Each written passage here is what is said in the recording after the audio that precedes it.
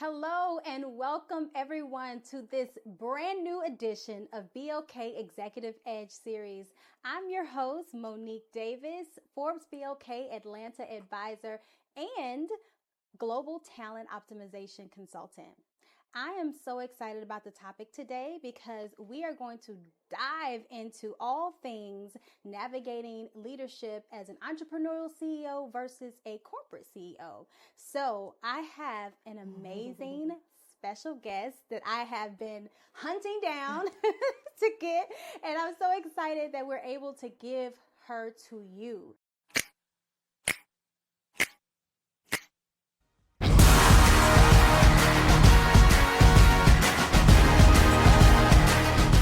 Today, we are incredibly fortunate to have none other than Coleen Otero, branding strategist, amazing mother of two, wife, ordained minister. The list goes on and on and on about this amazing woman. She's also the founder of CEO Chicks, with like-minded women coming together to fulfill their purpose and produce fruit as well.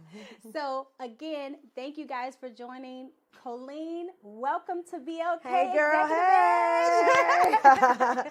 Thank you so much for having me. First of all, you are so beautiful. Thank you. Yeah, this pink and the eyes and all of it, it's given. I tried to match beautiful. her vibrancy, y'all. It's beautiful. I'm honored to be here. Thank you for the great introduction. Absolutely, absolutely. I've been following her brand for a very long time. I heard. I said, I've been online that long? Oh, yes. Okay. What was that, 2018 before the pandemic? Before pandemic. You heard she me was speak. dropping jewels, and it just resonated with me. I was at a women's conference. Wow. And here's what's funny. I knew she was about branding because before she even spoke, I believed her. Hey. I don't know what she was selling. Listen. Did you buy? I did. Got my book and everything. I wish I had my book with me, but either way, I'm going to definitely make sure that we have it so that you guys can grab this Brand to Bucks book. Okay, she's the author of Brand to Bucks. It's an amazing book that really just walks you through her journey, but also gives you practical exercises for you to immediately do and see fruit. Now, the fruit doesn't come overnight. It sure doesn't. But if you continue, would you eat that fruit? I would eat it. Okay, I wouldn't eat the fruit that comes overnight, but right. I eat this fruit. Like, that's suspicious, in the words of Cardi B. So let's talk about the topic. Let's dive in. Yeah, I'm ready. So, being an entrepreneurial, micro business, small business, freelancing, consulting type of CEO versus a CEO in corporate America, I would say they have different challenges. Tell me, what do you think what's the differentiators in between those two different types? Because you've been on both sides. I've been on both sides, and one of the number one issues is the budget and the lack thereof. Right? Okay, I work with a lot of entrepreneurs and women that are transitioned from corporate and wanting to do their own thing and trying to figure out how to navigate in those waters when there's no longer the backing of a major organization. And so they're just trying to figure it out. And so the main thing is the finances. It's getting that support. It's moving from being a theory or a concept to the actual thing, right? To the creation of it. And typically it's the financial component. That's number one. And we see that gap, right? There's always been a gap when it comes to women's wages. And then you see that same gap in the entrepreneurial space, even though mainly Black women are number one, when it comes to starting businesses, we're number one also with generating the amount of revenue, the smallest amount of revenue. So it's an ongoing conversation, which is why I'm so passionate about what I do at CEO Chicks, being a nonprofit organization and just educating women. Mantra is collaborate, create, and dominate, right? Like how to take dominion in an industry. And what does that look like? So I would say the biggest thing that's different is budget. The budget. The budget, honey. The budget. It ain't in the budget. Yes, it controls everything. It really does.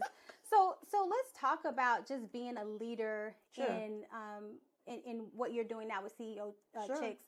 One of your philosophies is it's not caught, it's taught.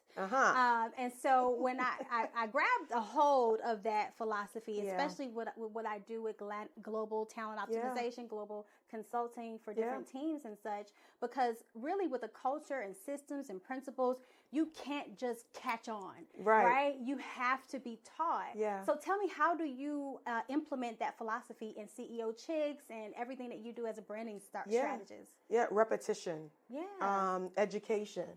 You know, I think a lot of times our culture, we like the sizzle. You know what I mean? It's like we are being inundated with short form content. And so I see younger people that can't sit for too long without checking their phone. I was in a meeting some years ago, and there was an exec there from Facebook, and she said that America scrolls enough to reach the top of the Empire State Building every hour of the day. And so, you know, we are inundated with short form content. And so it's like we're trying to, as educators, I feel like I have an anointing to teach. Yes. And so I think as educators, you want people to understand the why behind certain things. Well, our culture, we want results, right? But we don't want to do the work. We don't necessarily want to understand what systems at play here. And so I think one of the things we have to focus on is what you just said. It's not, you got to teach. It's not just caught. Some things are though, right? Yeah.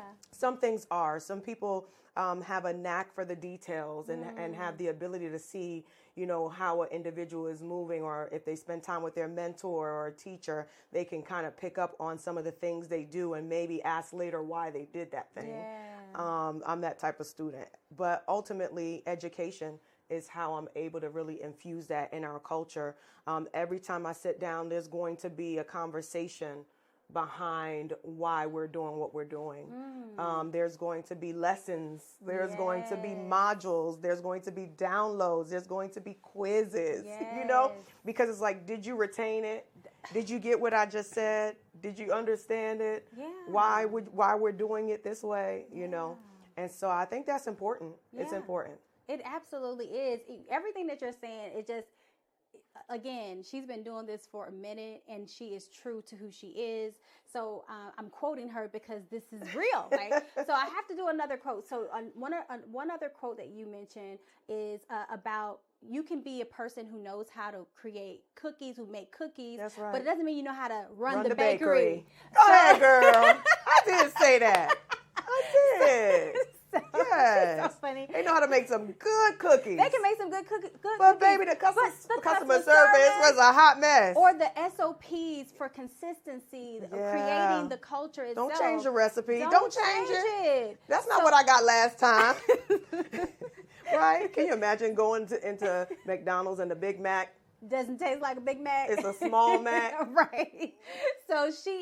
So with what she said, guys, I took a hold to that, and I want you to do the same. These are jewels that you can be writing down right now. Like, wait a minute, just because I know how to create the product or offer the service, it doesn't mean I don't need help in other areas.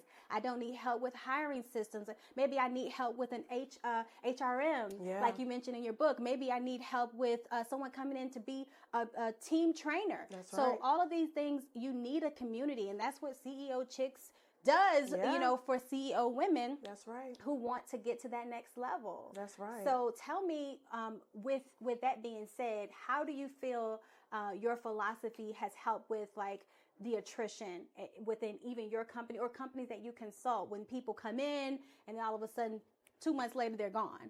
How does that work? How do you put that into place? You know, I don't have a huge turnover rate because of that. There we go. Yeah. In fact, if someone does leave, it's usually because they're taking what they were taught.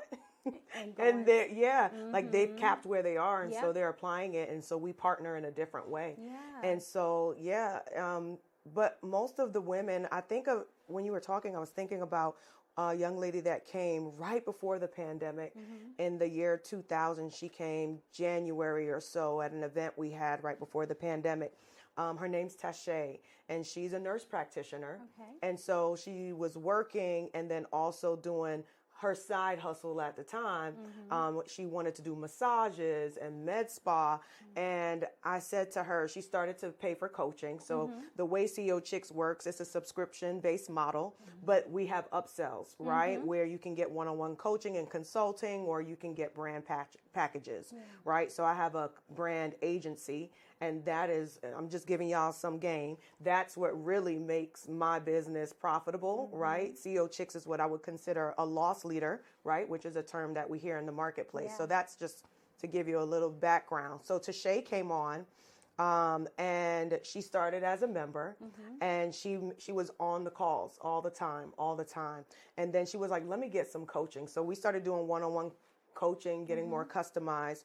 And she just started to take on the teaching and understanding, like more of the coaching, and the mentorship began to form.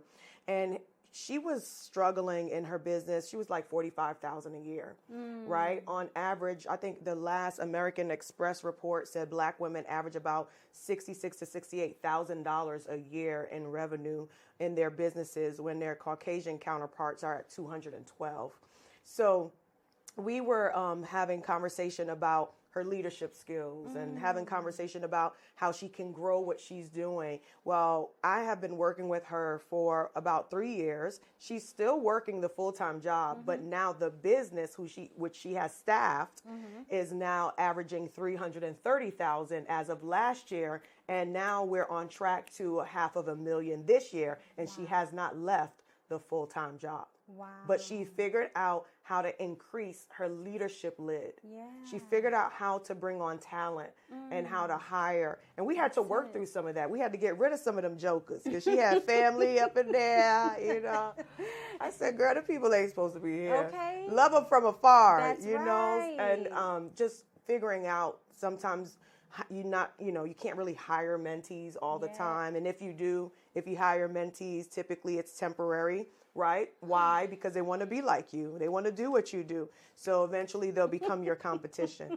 And if you are right with that, then you can bring them on staff. But and looking for people to just do a specific job. Oftentimes entrepreneurs that don't have corporate experience, they're looking to duplicate themselves in their business, right? We hear that all the time. I just need to duplicate myself. And I'm like, no, you don't need another you. You need a better you.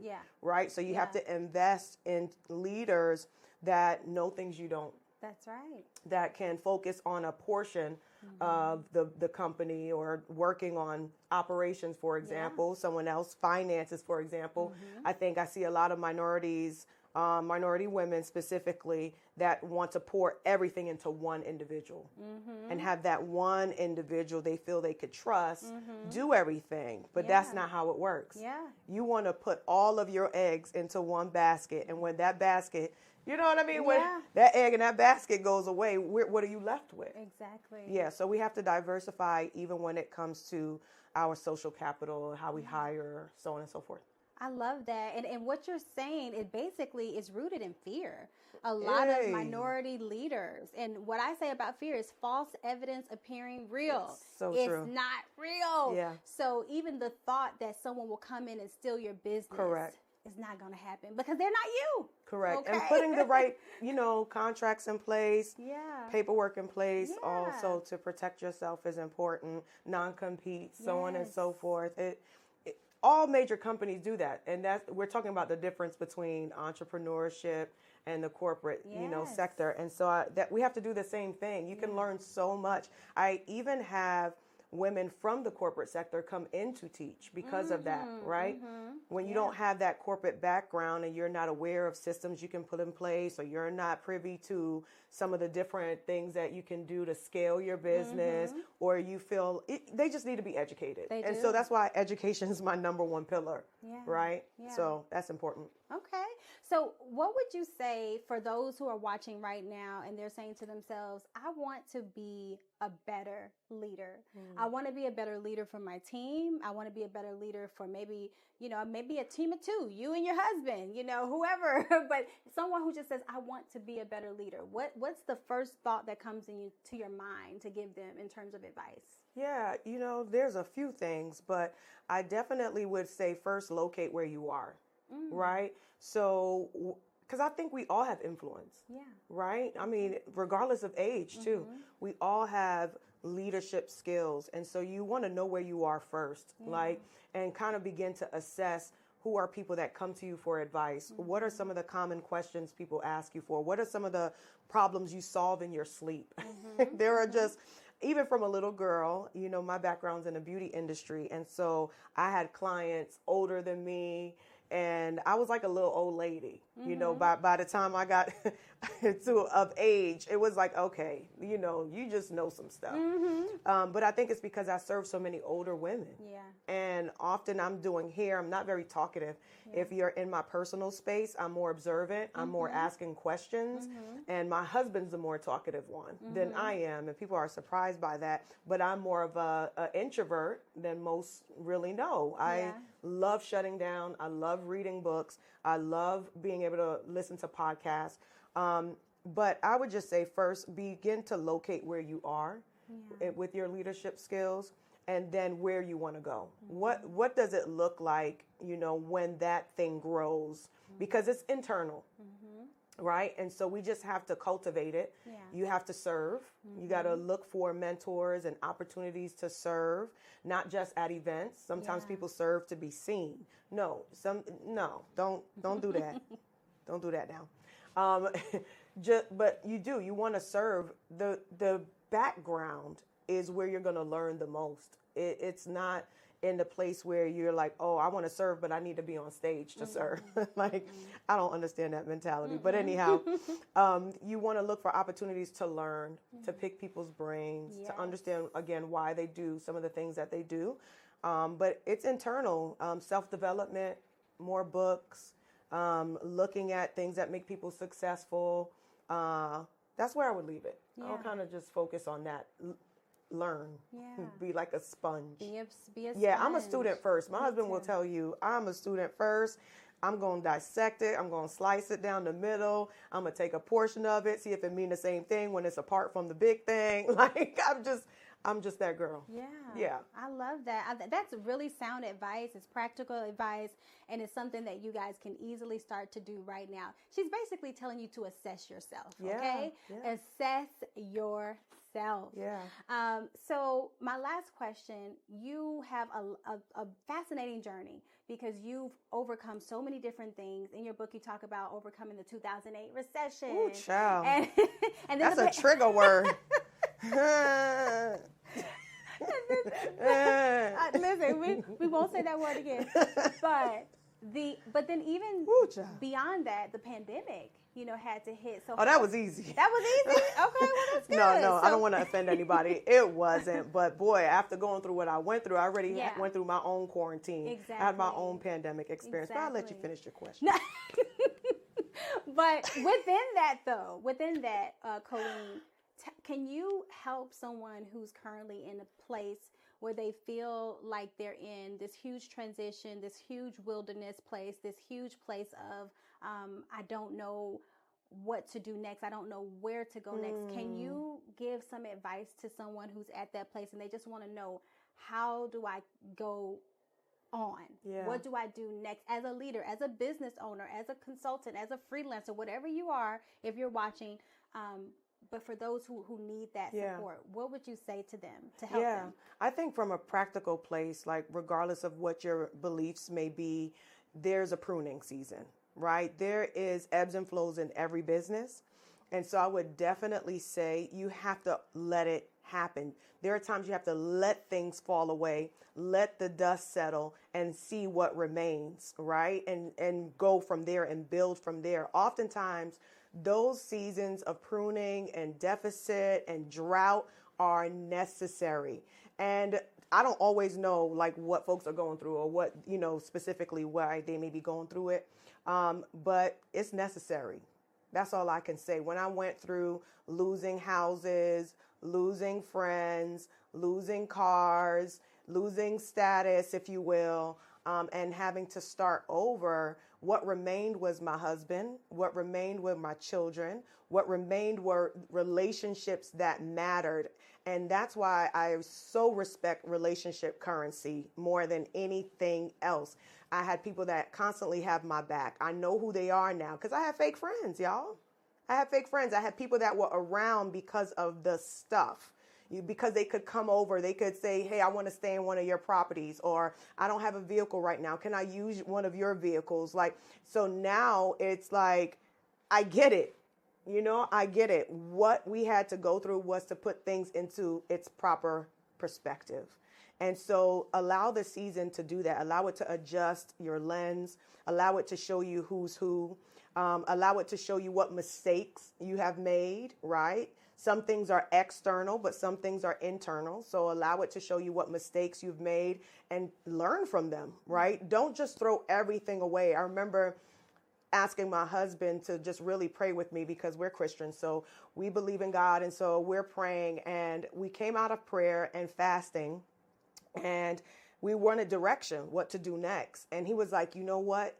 You are called to do this beauty, branding, business. Like, it's in you, Coleen. When on a good day, on a bad day, whether your money is up, whether your money is down, this is who you are. It flows out of you. So don't throw that out, because you'll begin to doubt everything. Yeah. Right? When you're going through, you begin to doubt everything, and you try to reach and see what's real, what's not, right? And so it's like it brought me back to the core thing that I was created to do. And that has never changed, right? That's why you followed me for so long, and you saw consistency in my message and consistency in my core belief system. And so that's the thing, that trials and tribulation will allow that real anointing that's on your life to rise to the occasion. Like, that's the thing God wanted me to focus on, right? And so that's what I do. Everywhere I go, my message doesn't change, right? It may come out in another story. It may come out in another experience, but ultimately it's the same. And that's why I often say, if you build a brand based on your core belief systems, you never have to rebrand again. Your aesthetics may change, colors may change, seasons may change, platforms may change, but guess what will never change? Your brand. And my definition of brand is the essence and spirit of an organization or a person. And so that's here to stay. I'm always going to be me. Yeah. Snaps. All snaps. The whole studio is filled with snaps, y'all. You can't see it here. But, yeah. But that was so wonderful, and it hit home for me. I'm sure it hit home for so many of you who are out there just listening and receiving from her. Basically, she's saying that nothing is wasted. Absolutely nothing is wasted, and every single thing that you may be struggling with in your business or your career even right now, it's going to be for the good, for your good, okay? Yeah. So grab that piece of paper, write it down, put it on a poster somewhere. All right, this has been such an amazing conversation. I know we can go on and on and on and on. Listen, we had a pre-conversation. There'll probably be a post-conversation. Yes, but thank you. This was amazing. Fun. I would love for them to know how they can connect with you. I'm already always giving reviews on your book, sharing her book. Okay, I need to be a Brand to Books person. Brand sponsorship. Yes, girl. Brand to Books sponsorship person. But yes, I think it's a great book for every person who is trying to build their brand, build their business, and really scale to the next level. And so tell them how they can get in contact with you. Sure. You could go to ColeenOtero.com. And you can find everything that you need there, from CEO Chicks to the branding services. And I'll be glad to connect with you. I actually answer my DMs too.